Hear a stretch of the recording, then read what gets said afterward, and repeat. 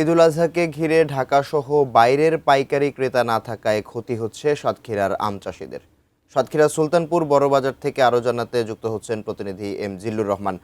জিল্লুর, সাধারণত আমের বাজার চাঙ্গা থাকার কথা, কিন্তু এবার উল্টো চিত্র দেখা যাচ্ছে। পাইকারির বাজারে ক্রেতা না থাকায় চাষিরা ঠিক কতটা লোকসানের মুখে পড়েছেন, আড়তদাররা কি বলছেন?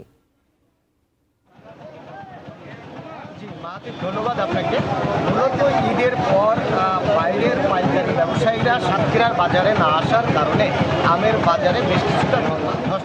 তবে গত মাসের 5 তারিখ থেকে এই 27 তারিখ পর্যন্ত একেবারে সকল প্রকার আম কিন্তু বাজারে এসেছে। একই সাথে আগামী পরশু সর্বশেষ আম্রপলি আম বাজারে আসবে।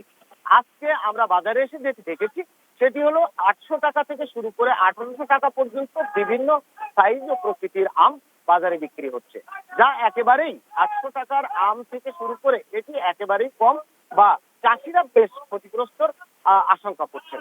তবে বাজারের ব্যবসায়ীরা বলছেন যে ঈদের এই ছুটির আমেজ কেটে যাওয়ার পর বাইরের ব্যবসায়ীরা আসলেই আমের দাম আরেকটু বাড়তে পারে। একই সাথে বলা যায় যে আগামী পরশু বাজারে আসবে আম্রপলি। সাতক্ষীরা জেলা প্রশাসনের ক্যালেন্ডার অনুযায়ী এই আম বাজারে আসার পর সর্বশেষ কিন্তু আর কোনো আম থাকছে না। এখন সবগুলো আম একসঙ্গে বাজারে আসায় আমের দাম একেবারে যে কমে যাওয়া বা বিক্রি না হওয়া, পাইকাররা না থাকার নানা কারণেই বাজারে খানিকটা দর। তো সব মিলিয়ে আমরা বাজারে যে অবস্থা দেখেছি এখনো পর্যন্ত বিক্রি চলমান আসছে।